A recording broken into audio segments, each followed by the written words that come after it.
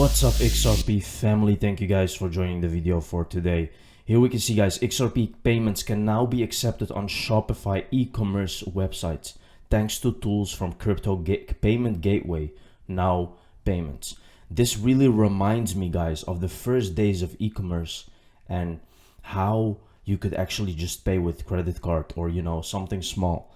And this has changed so rapidly, guys. It's going so fast, and now you can pay with XRP, right? And it's not just XRP, by the way. There is also other ways to pay with other cryptocurrencies.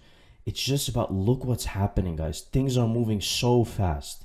You have to ask yourself, they are literally putting all the things in place for the future, because the future is, guys, it's going to be all digitalized. And to have everything digitalized, you need an efficient way to make payments. It cannot be like the payment systems that we have today, where the settlement is just not there, right? When you pay with your bank card or when you pay with the settlement is not instant. And that's another thing that people don't understand. They think that you just pay and the numbers go off and that's it. But the actual settlement, especially cross-border, is not there. And XRP is solving all of this, right? And it's still not being implemented worldwide. Why? Because of the lawsuit. This is the only thing, guys, that is still in the way. Here we can see interesting study out of City University of Hong Kong discussing why XRP is popular in Japan. Amidst a burst bubble of non-performing asset, XRP is as popular as BTC. Notes crypto strongly correlated to stocks. Lit analysis. Why Japanese like XRP? Many Westerners don't understand why Ripple has become so popular in Japan. Once one is familiar with Japanese customs and the confidence that Japan's largest venture capital fund has in Ripple, the whole thing becomes clear. The partnership between the most reputable venture capital firm in Japan, SBI Holdings, and Ripple has been the primary driver of Ripple's success in Japan. In 2017, SBI Holdings invested close to $300 million in Ripple. In the SEC lawsuit, this investment was cited as an improper sale of security to SBI Holdings. Even the founder of SBI Holdings and a board member of Ripple tweeted about the new all-time high of XRP, which was also referenced in the lawsuit. Despite Ether's position as the second largest cryptocurrency by market cap, some Japanese crypto investors may find XRP to be a more appealing investment. According to the results of a survey published on Twitter by Japanese cryptocurrency exchange BitMax on June 12, Bitcoin's popularity among Japanese traders is comparable to that of the XRP tokens. 25% of the 1,498 respondents said XRP was their favorite cryptocurrency, compared to 26% who said Bitcoin was their favorite, and 9% Ethereum. Now, this is a very, very important factor here, guys. Japan has a very healthy economy, right? It's doing very well. It's a rich country. It's technology-wise, it's far ahead, right? And you can see why they like XRP. Because why do you think, guys? Why do you think is the reason that they like? Japan is really known for its technology, right? If you go to Japan, you will see that it's far ahead from all the other countries that you have been to. And why they like XRP is because of the technology itself, right? The technology is also far ahead of other cryptocurrencies. You cannot even compare XRP with Bitcoin. I would say Ethereum. Is just different, right? Ethereum is very good as well, but it's different. It's not made for payments. That's the whole thing. But you can clearly see, guys, that a country like Japan, XRP is very popular there. Digital payments worldwide by Statista hold strong while Ripple continues to buy back XRP for ODL. Future looks very bright. XRP main focus are payments. Total transaction value in the digital payment segment is projected to reach 9.47 trillion in 2023. Just ask yourself, guys, XRP is mainly focused on payments. Now, if you look at other cryptocurrencies, they're trying to do too much. And that's the whole problem, right? If we just solely talk about payments, you will come down to XRP being the most efficient one. Why? Because it's focusing on that. It's not focusing to do other things. Like XRP is around since 2013, 14. Now, if you think about this, right? It just focused on payments all this time. We don't even have smart contracts yet, right?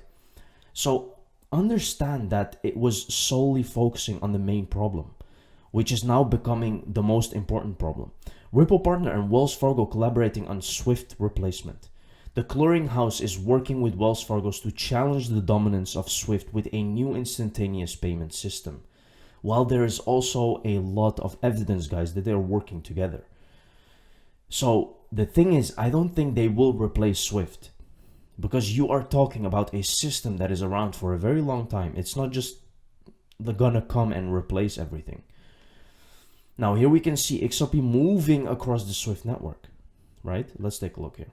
I think we're also seeing that Swift are changing their network capability, so that real time will be a possibility as well. But we may also see Ripple XRP moving across the Swift network as a currency when we're perhaps using something like FX. I think we're also very seeing crucial, right, that guys? Swift are changing.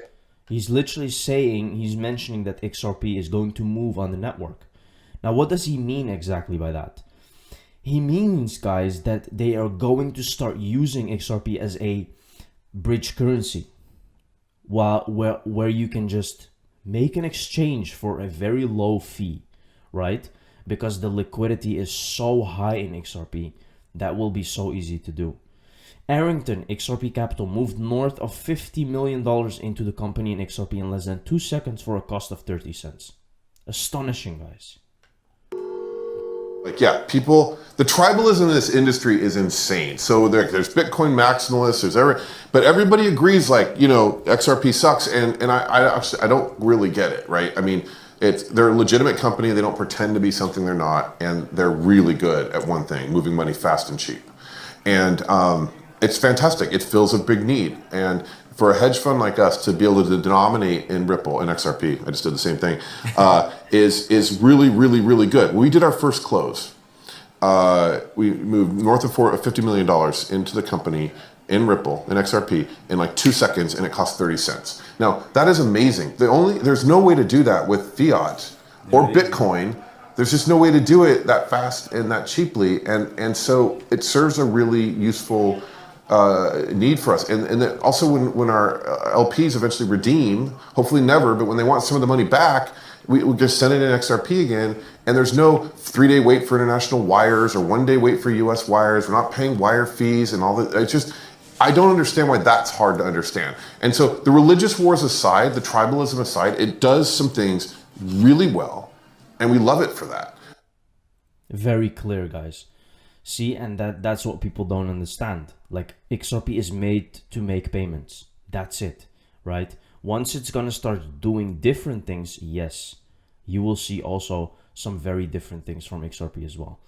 But the main thing is payments. I don't think banks as we currently know them will exist in 50 years. There will still be banks. JP Morgan will be a company, and they will do stuff. It will replace the system, replace the banking system. Let's take a look. Yeah, I'll just speak to that. I don't think that's right. Like what I spent my time as controller doing was sort of raising the question of what constitutes a bank, what is banking, and the point that I tried to make in chartering the first fintech bank and then later the first crypto bank was the idea that banks are legacy money centers for the aggregation of capital and then the dissemination of capital into the economy, which is what we've always thought of banks as being, and that banks have to offer all of the services that we historically associate with banking to get a bank charter is itself the false narrative. That was my point. So I did a lot of writing around the idea that there is an unbundling going on in financial services made possible by technology, where you can now engage in payments without taking deposits, I would argue. You couldn't do that 100 years ago. That was not technologically possible. And so my point about bringing them into the banking system, the reason it's not a contradiction, I don't think, is I don't think banks as we currently know them will exist in 50 years. There will still be banks. I mean, JP Morgan will be a company and they will do stuff. Yeah, replace the system, replace the banking system. So the banking system is based on the concept of the money center. Banks are just like the post office. It used to be that the only efficient way to send money or to send a letter from New York to Omaha was you had to collect all the letters in New York at the central post office so that they could be sorted by zip code and sent out somewhere. And then people invented internet, and you don't have to do that anymore. The need for the collector function, the central intermediary function, vanished because of technology. My argument is that's happening to banking. You can like it or not like it, but it inevitably is happening. And so my point is the system of supervision that we have, the system of risk management and disclosure needs to be adapted to the new regime, just as Saleh says, the same way it applied to the old regime. The old regime won't be here in 50 years. And so how do we anticipate that and provide protections and risk management to make sure the new system works? That was my point. A very, very good argument here, guys. You can clearly see. Now, don't mistake that it will replace banks. That's not what's going to happen. The banks will still be there, but the system, the technology will change, guys, and it's happening right now. That's why this is the biggest wealth creating opportunity out there. Thank you very much for watching the video, guys. See you in the next one. Cheers.